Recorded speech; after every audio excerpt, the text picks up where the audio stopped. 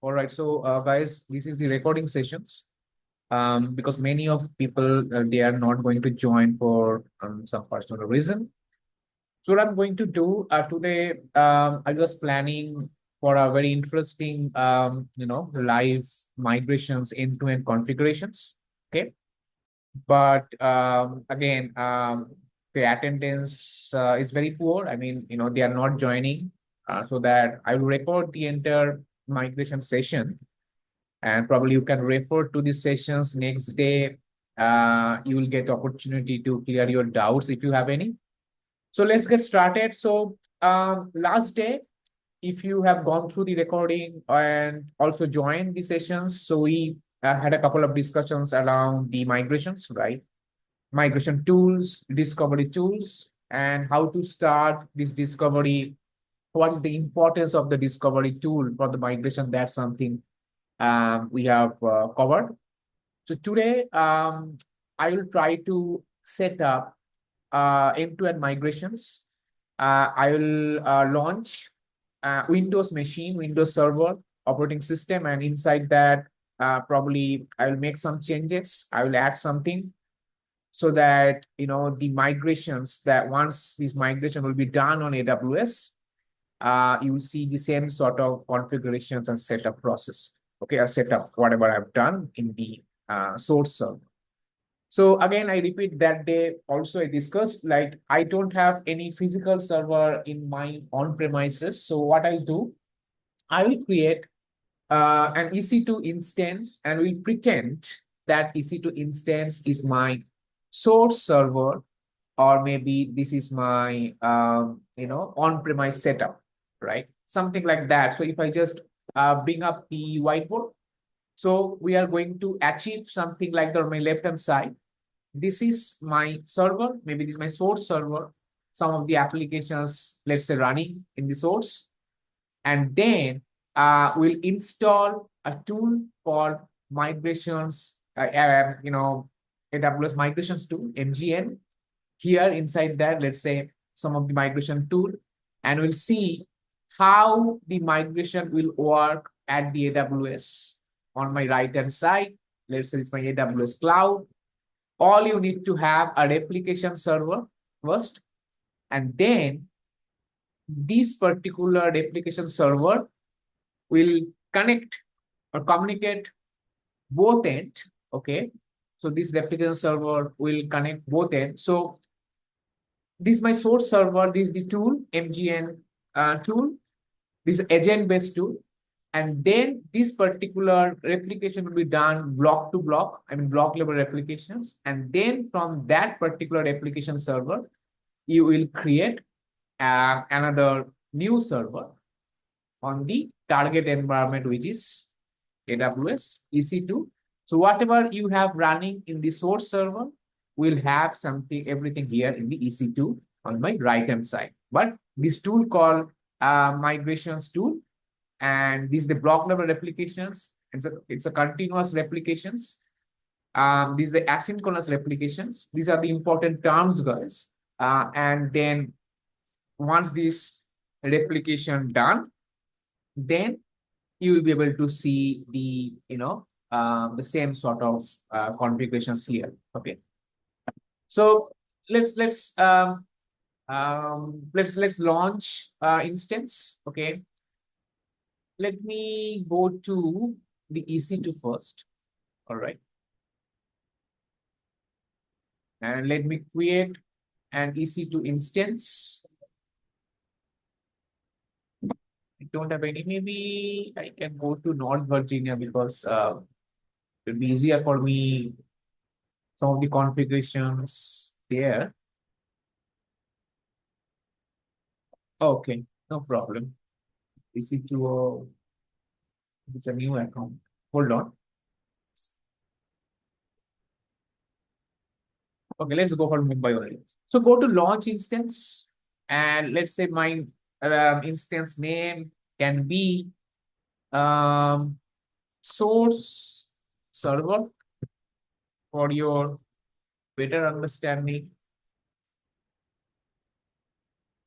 Okay, and maybe it's applications.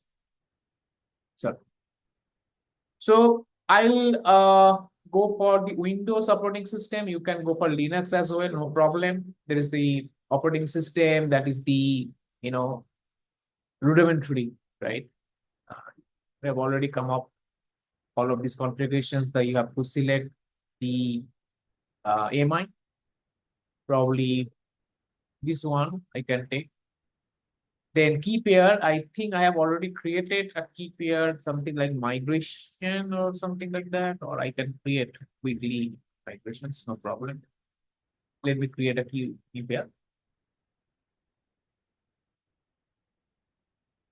Let's say new migration demo. Okay, the VPC, I can go for the default one at this stage. You can create your own VPC, no problem. And it could be and in any subnet, no preferences. Select a security group. Probably you can create a security group, let's say demo migrations, something like that. Or I can have, let me quickly check. No, I don't have any, so let me create.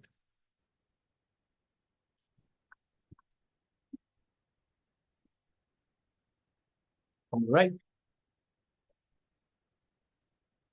the description's name. And right now, I'm going to allow all the port, which is not recommended. But yes, for this demo, probably I can go for the all traffic allowed from everywhere.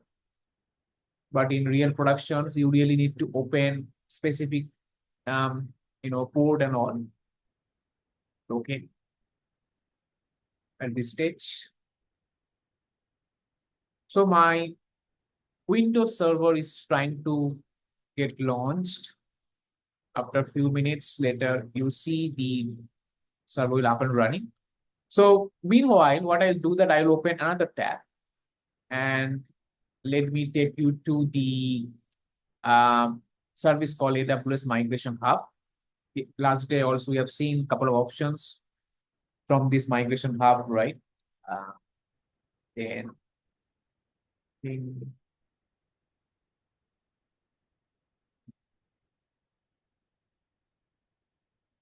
okay,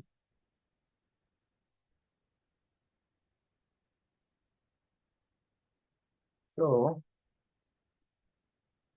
migrations.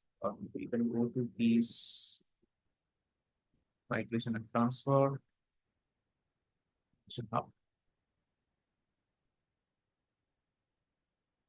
Oh, okay, region. I think the Mumbai region. Go to the user document. So what I'll do, maybe the migrations hub options still not there. But I'll do that. Go to non-Virginia, quickly create an EC2 over there, not here. Okay, bear with me. I really don't need that. Quickly, I delete this. Okay, and we'll create the same setup on non-Virginia.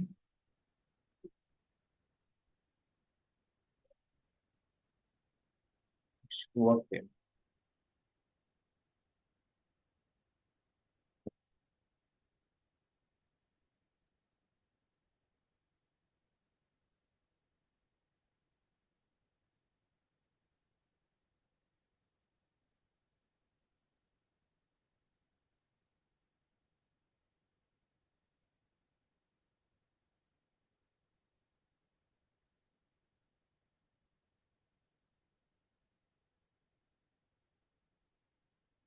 Thing I created this migrations keeper already. I'm not going to create the same thing. You understand?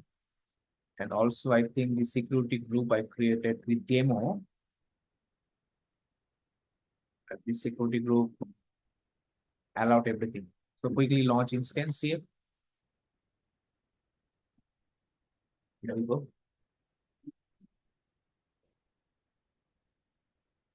And now if I go to the migration hub,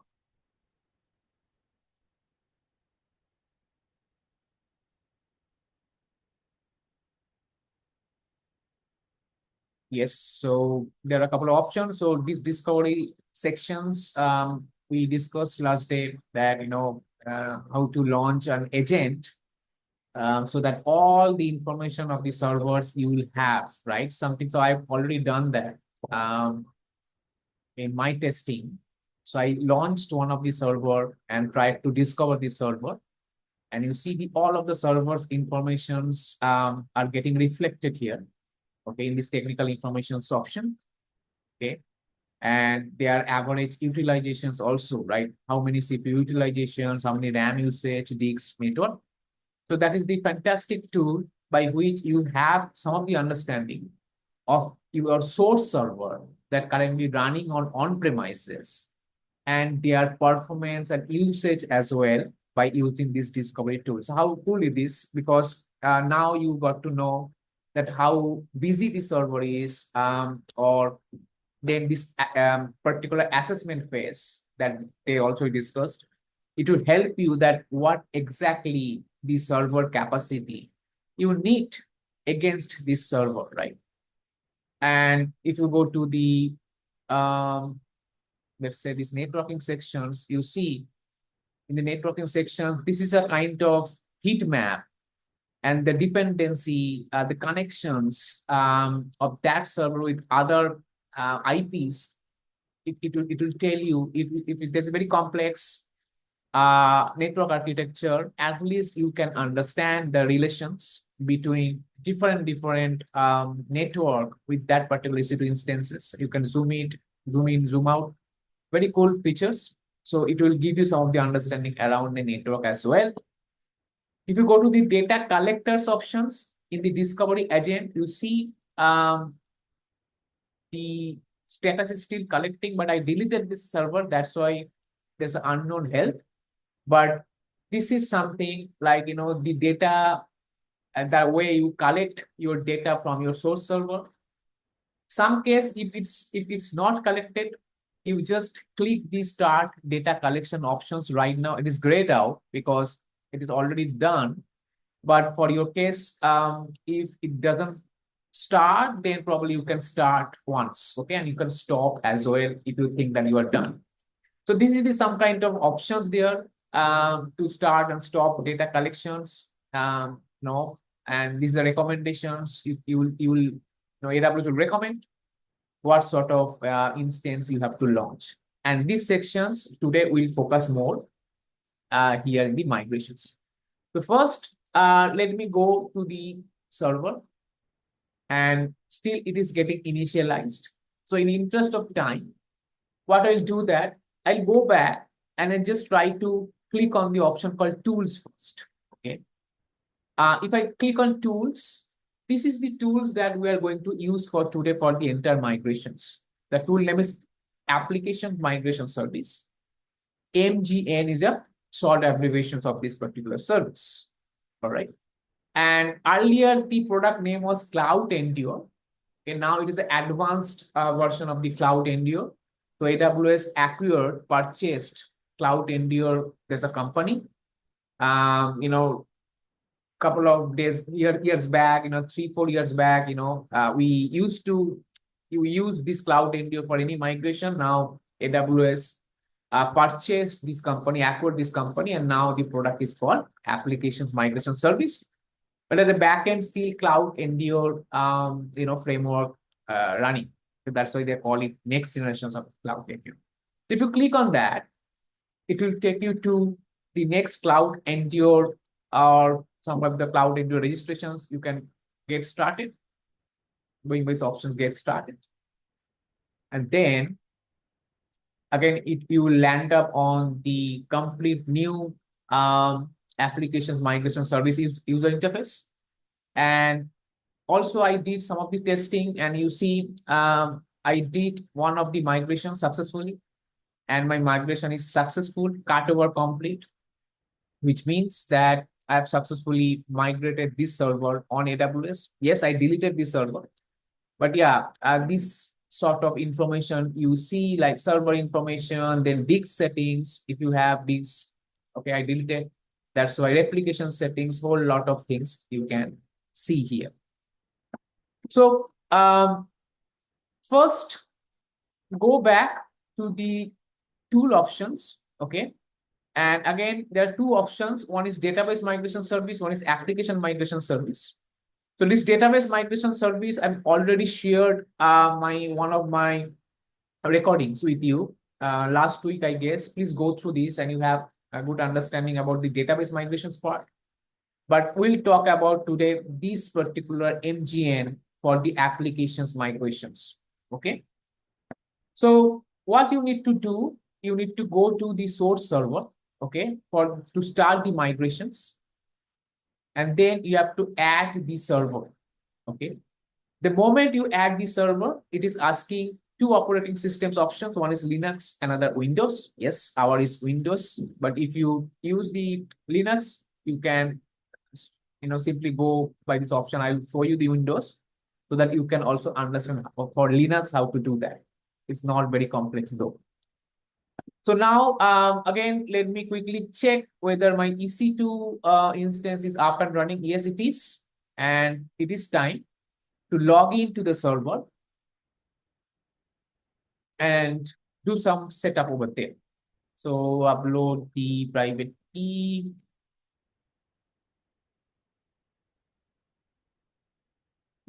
Hit it and download the RDP text, remote desktop file to connect to log into the server.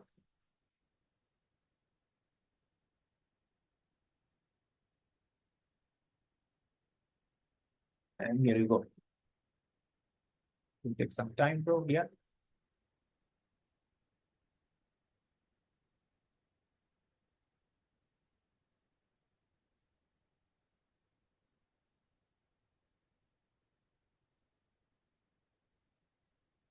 So once you logged in, you need to install the agent that we're talking about, which is MGN tool, right? To initiate the migrations.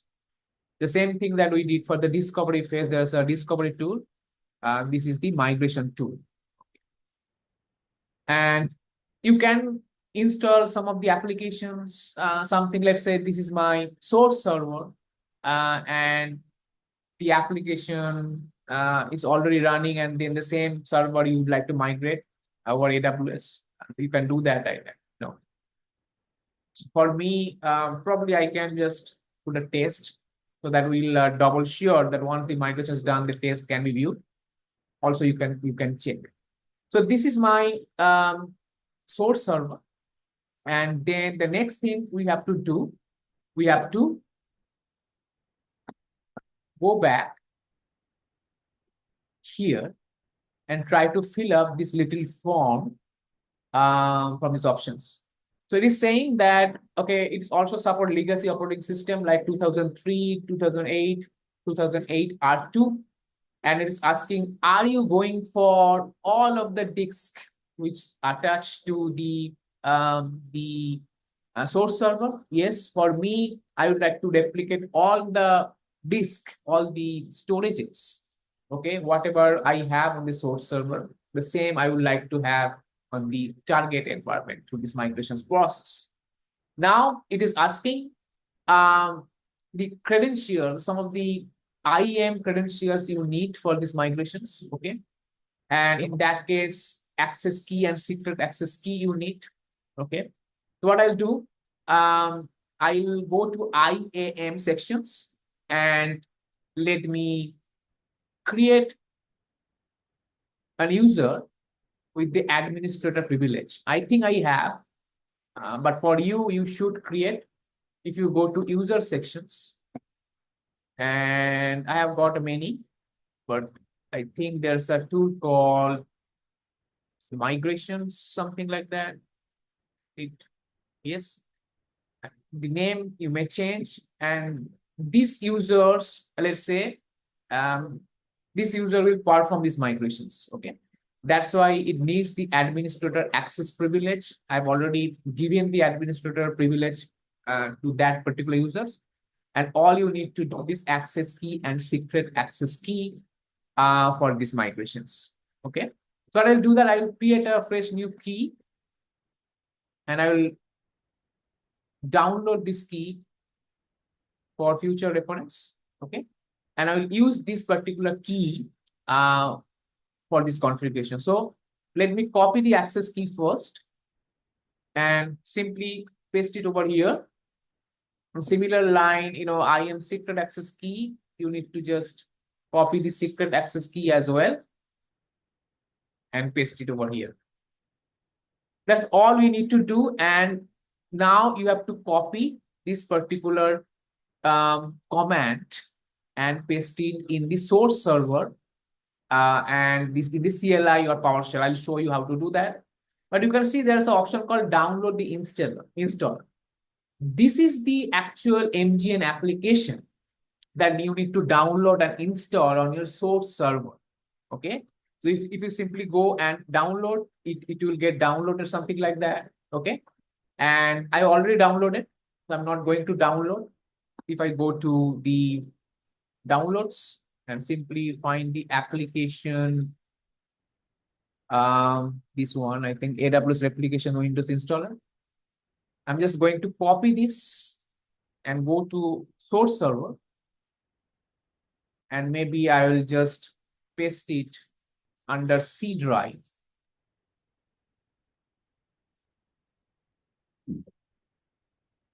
Right. C drive.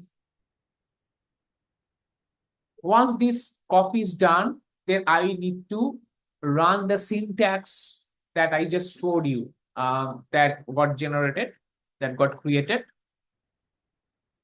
here. Okay. So that your actual migration will start. Okay. It's not very hard to understand. It's only a few steps. So that again, if I go back, let's complete the copy process first.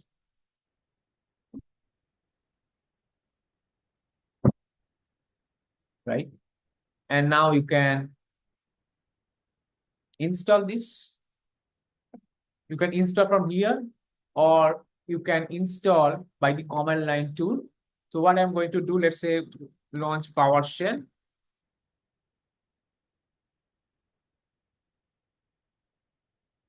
Run as administrator.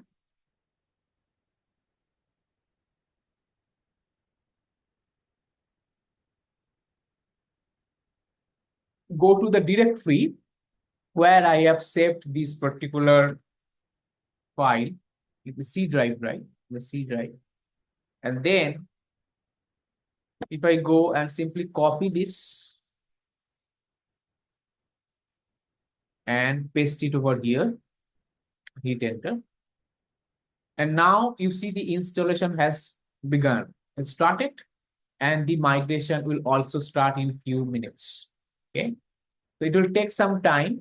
So once it's done, you see all of the verification process has started. It is also identifying your volumes, the existing storages of this particular server, downloading the required, replications agent, and then finally it will start the migrations. So let's stay there, wait for a few more minutes, and we'll see how exactly it works process-wise.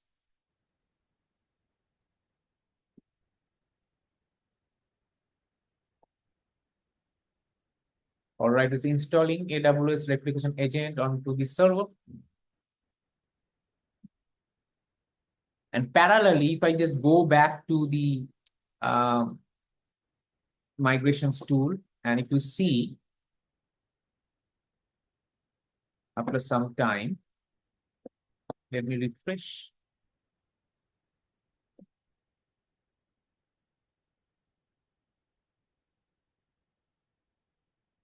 Once you start,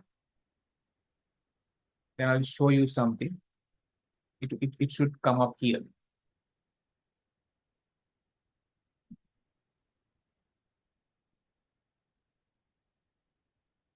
Okay, let's wait.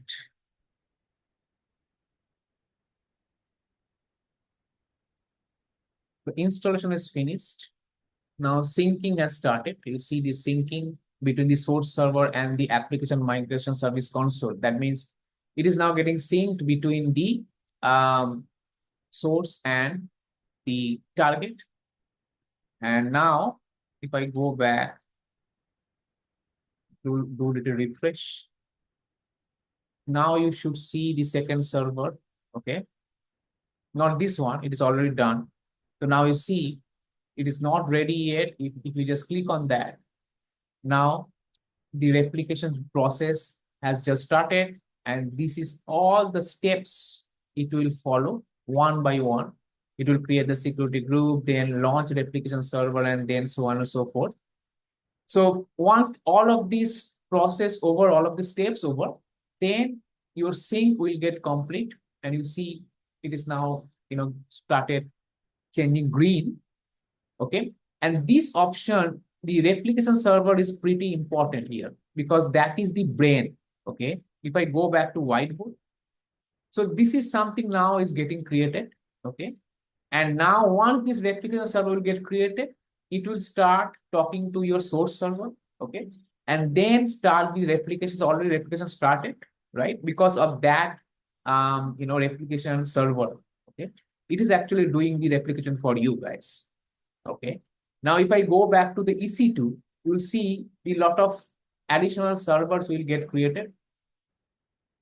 If I just refresh, you see that is my source server that I created, right? But now the another server got created, which is called the AWS applications migration server.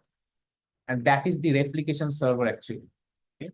See, application migration server, if you just reference it. So this is the server actually migrating for you. Okay, all of the syncing is happening. So once it's done, then you see there are a lot of volume and snapshot will also get created because this is the replications happening, as I said, block to block. That means disk to disk. Somebody called disk to disk replications. So that's why you see a lot of volumes will get created. Additional, you see now it has started. Lot of snapshot will get created because it is continuously syncing between your source and the target, and it is heavily dependent on the storage, right? So that it will create the storage, it will maintain their own snapshot for data consistency. And once the replication sync is done, then you can launch this EC2 server. Right now, it is not there. Okay, it is only the replication server is there. Right? So that's why, for any migrations process, AWS if you use the AWS tool, then your target server has not yet created. Okay, the replication server will first sync. Okay, and then once the sync is complete, from that particular sync, from that particular storage, replication storage, you should create or you can create EC2 server, which is my target EC2 with the same configuration of the source. So basically, it will get created from that particular replication server. Okay. So that is the process. Right now, it is nothing there, right? It's only the replication server is there. So I keep on pushing this point or pressing this point because it's very important concept to understand why replication server, what is the usage of replication server, what is the purpose, and when the actual server, the target server will get created, then we say our migration is done, right? So now if I go back to the process, you see now it will take some time. So it will take 30 minutes or so. So I'll do that. I'll pause this recording and I'll resume the recording once the replication sync process or initial sync is done. Okay, in interest of time.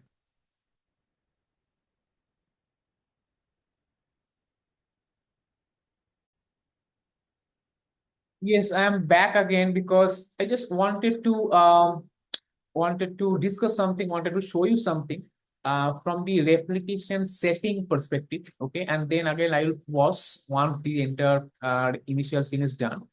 So guys, as I said, that replication server is getting created, but how the replication server is getting created? When I say how, that means the configuration part of the replication server. So you see, there's an option called replication template and the launch template. So replication server it is actually referring to this template to launch. So if I just click on that, it will be a little easy if I just show you. So you see the replication server is getting created because of the pre-configured already. AWS already configured for you. You may change the replication server configuration as well. Let's say you don't, you want the replication server to be not T3 small, little bigger machine. So there's a use cases there in industry, like, if there's a very big replication is happening, big servers, lot of servers. So then T3 small probably won't be a good idea. Okay, you should have a little bigger machines. You understand the common sense. So that's how you can change the replication server instance type based on your customer need, based on your customer migration, complexity, the size, etc. One important thing I can tell you, that one replication server can handle up to 10 volumes. So for an example, let's say you have got many servers to replicate, okay, migrate, maybe 100 servers for an example. Let's say for our case is 3. And in each and every server, definitely you have their own storages, right? And all of the storages will get migrated and replicated by this replication server. So this one replication server can be handled up to 10. You can have more, but from the AWS best practice perspective, so that means up to 10 volumes, one replication server can handle. If more than 10, you should have another replication server for the rest of the migrations, so that you will get a better performance and the good results. So this is something you need to remember during the solution construct for your customer. So if your customer, they have a dozens of servers and dozen of storages, so you need to guide them that one replication server can be good for the 10 volumes. It might so happen something like that, that each and every server, they have two storages like C drive, B drive, or maybe they are physical storages, something like that. So in that case also, so 1, 2, 3, 4, 5, 6 is still okay for one replication server. And more than that, you need to factor more replication server. So this is something I just wanted to mention. This is one important point. So apart from this replication server instance type, you may change the volumes as well. Many customers, they still go for the GP3 and the security group. So these are all rudimentary setup. If you really want a kind of setup. Another important thing,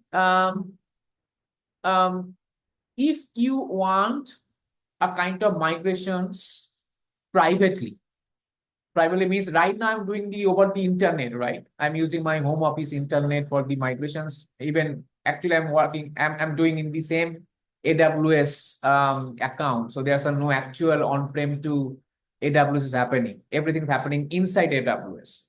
But in real situations, the customer, they would prefer to have kind of private encrypted migrations. So they can go for the VPN, direct connect. What is direct connect? We'll discuss some of the VPC peering. So you can choose these options if your customer, they need some of the private connectivity or private replications between the source and target. So this is about the replication template that you may change. And also in the launch template options, this is what the server will get launched here once the migration is done, right? The real server. So right now, whatever we have just discussed is about the replication server setup template. Now we are talking about the EC2, your server or target server will get launched once this initial sync is done, correct?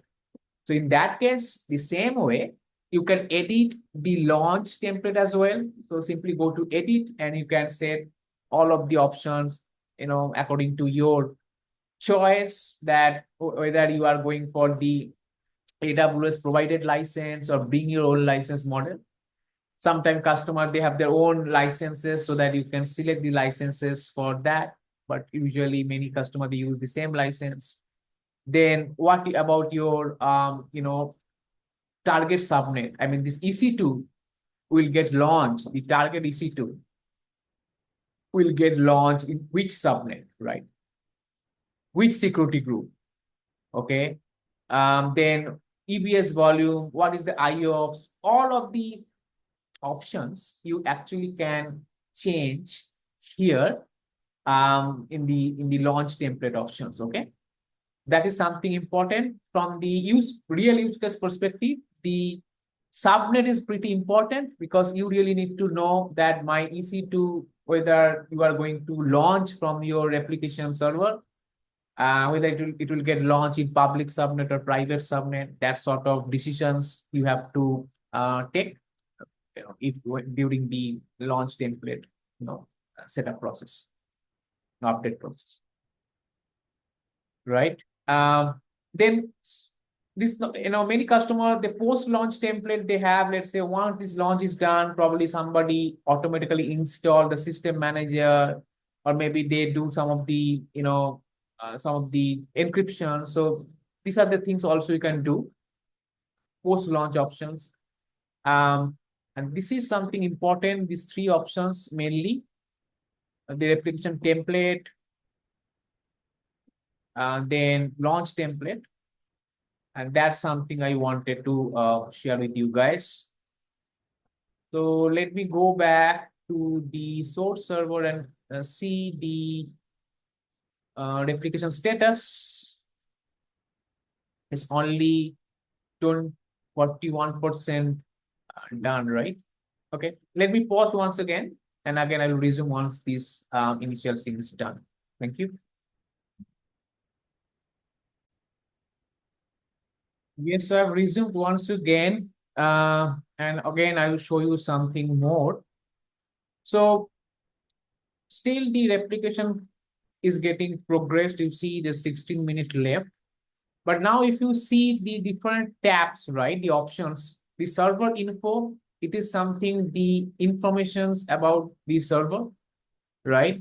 Like, which operating system and which, what CPU and RAM. But if you go to disk settings, now you see that my source server, it has the C drive, and the total storage is 30 GB, and the replicator storage is getting changed, the value, right?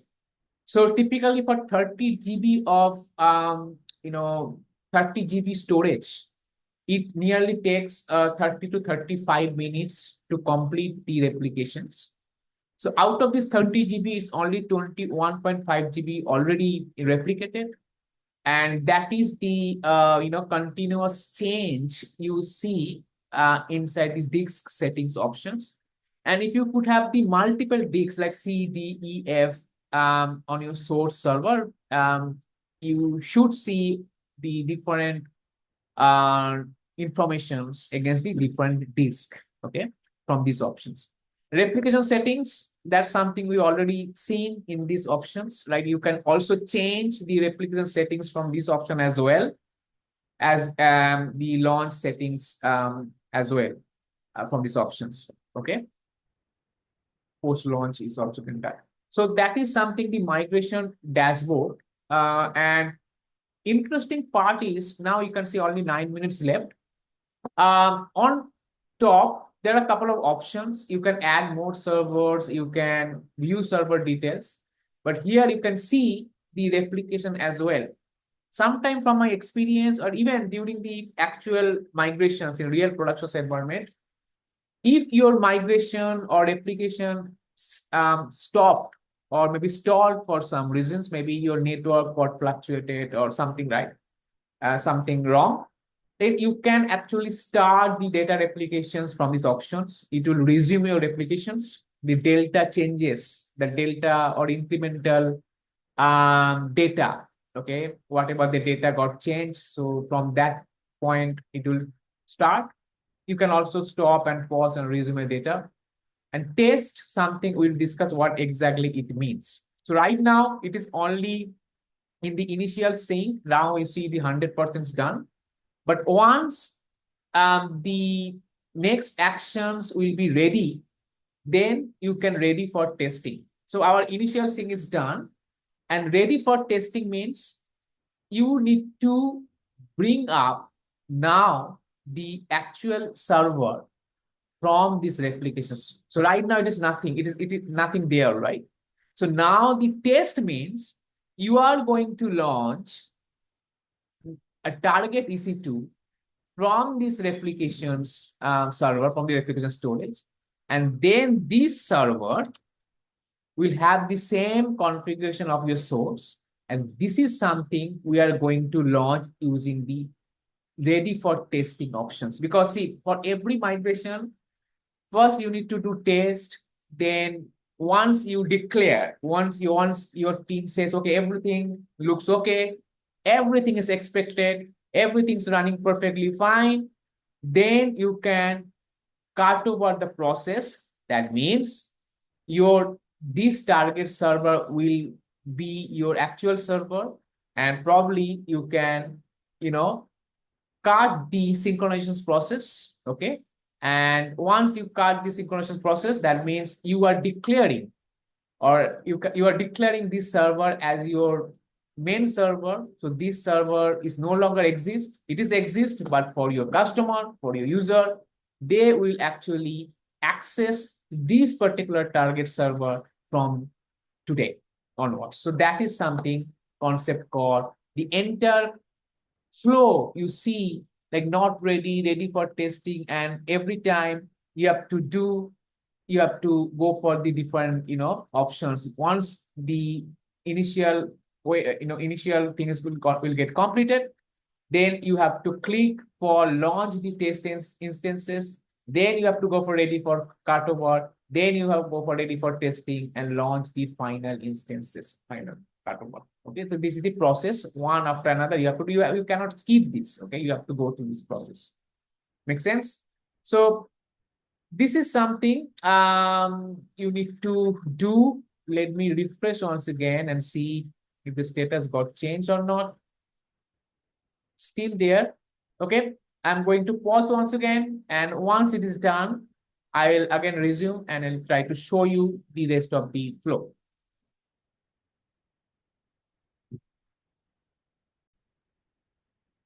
Interesting thing is, guys, it's a really interesting to see now. It is a finalizing initial sync and creating fast launchable snapshot. That means if I go to the EC2 and try to go to the snapshots, you see that many snapshots got created and now it is pending state. That means if you refer to this architecture, so this is the disk-to-disk replications, right?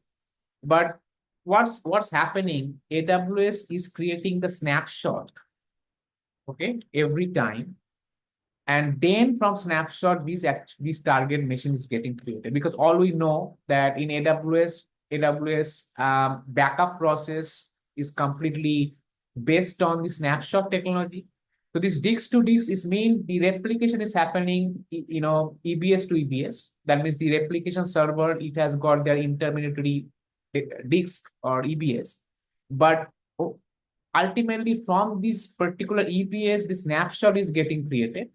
And from this snapshot, the target will get created. That is the flow. So that's why you see there's a snapshot. It is getting created from that particular, you see the lot of snapshot continuous getting created for the data replications. And if I go back, again refresh, still it is getting created. It will take some time, though, for the first time, because it's initial sync has not yet completed. But the something I just wanted to show you, like, there are so many volumes, so many snapshot will get created or get provisioned during these migrations. And now you understand, if there's 100 servers or 200 servers, that many of volumes, that of many of snapshot will get created, and there's an additional cost um, there. But in the tool itself, you can calculate something like that. If you just go to AWS pricing calculator, again, this is out of our syllabus, but again, we know we cannot restrict by the certifications. So now if you go to, just wanted to show you how exactly the calculation works. Let's say application migration service, you see. So all you need to do that you need to select how many servers you would like to migrate and how many number of hours per server. Okay. Let's say this is also number of 24 hours per server. And then, so basically the good practice, if you can calculate by using, this is not a disaster recovery tool, but that tool will give you the right calculations. So maybe these are 50 servers and there's a 50 disk.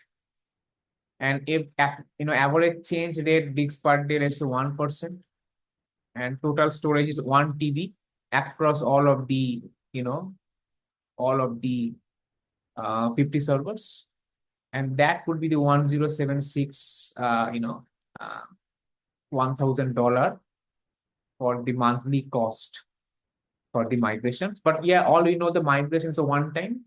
It is not regular. So once it's done, then it's done. So yeah, that is how it's getting calculated.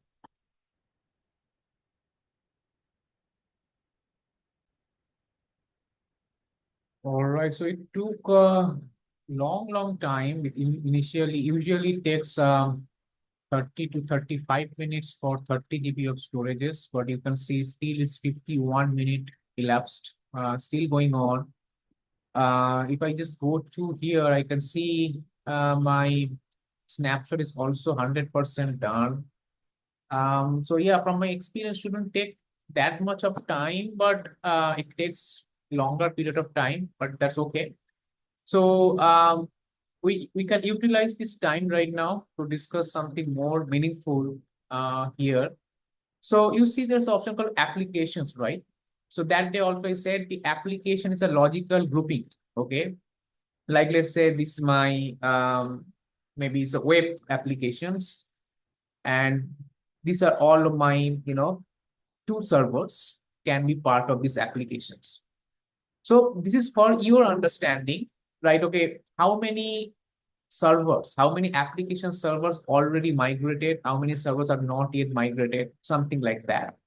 So if I go back to the whiteboard, so let's say these are all of my servers are trying to get migrated, and probably you can group them together and give it a name like this, my applications, okay? Migration is happening. So that it would be very easy for you to understand or track how many application servers are migrating right now, or if there are any servers still pending for migrations. So this is number one. Number two is in real productions, if customer they have 100 servers, 50 servers, 10 servers, based on different workload, you really need to identify which those servers can be low-hanging fruits in terms of how they can easily migrate without any kind of disturbance. Let's say out of these three servers, for example, or let's say another servers, let's say they have, probably this server is not that critical, or maybe these are the development or these are test or UAT servers. So it is always a good candidate for you to start with this server for the migrations, and then later point of time you can go for the productions, because by that time you will have some of the experience how the migrations happening, the behavior wise, you get little experience for the customer workload as well, so that the same experience you can apply for the rest of the servers. Okay, this is something I always suggest to all of my students, like start with the low priority or little risks, less risk workload, and then you have to go for production, and that is the good practice, best practice from AWS. as well. Again, I'm here back. I'm not sure today, tonight, it will get completed or not, but still, oh, it is now, I think, ready. You see it is now healthy, and now the next action is launch test instances. So it takes 54 minutes time, pretty longer than usual. And then you see also that the 30 GB out of the 30 GB also completed, right? So this is something we have just observed. So ready for testing. That means now I can launch an EC2 out of this snapshot. That will be first test machine. So that let's say you have the tester or QA guy or some of the users, they will check all of the functionality test, all of the, all of the regression test, load test, whatever you do, any test. Once this test is done, okay, then I'm just going for the test in progress. So what you will do, just go there, launch the test instance. Before I go, if I go back to EC2, right now you have only two servers, right? One is definitely the source server. For your case, it will be not there because it will be on premises. But for your case, this is the replication server. And the moment I will launch the test server, you will see another EC2 server, which is your real server will launch with the same applications of your source server. Okay, go back, test and launch. So now it will take another few more minutes for launching the EC2 server. And now you see the waiting where the status showing waiting.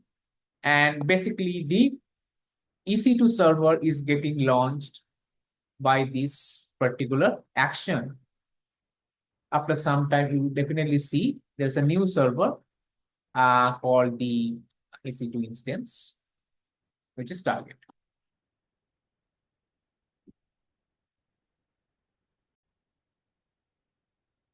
One thing I would like to show you again, here you can see the new servers is launched, okay?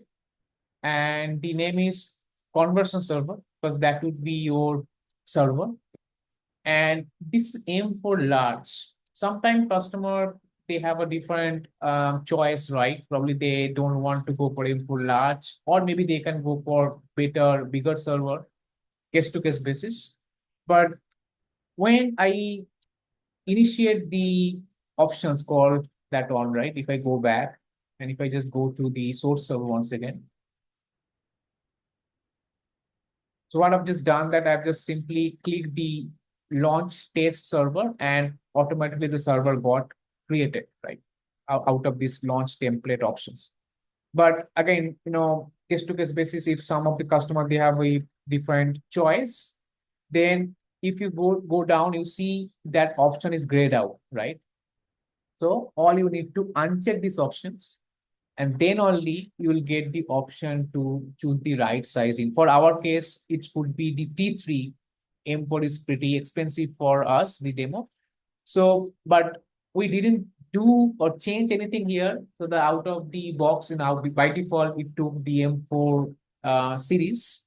Yeah, but this is always a good practice in the right productions that you really need to change, uncheck these options and choose the right instance as per your need. Okay. So this is something also important considerations during the migrations. Okay. If I again go back to the source server and click on that, and I think, okay, its launch status is still waiting because the server, it's still getting provision, or how is it? Okay, it is done. So after a few more minutes, it will check the internal validations process is happening. So that still it is showing us waiting. And very soon that it will be done. And then finally we can go for the ready for cartogram. Okay.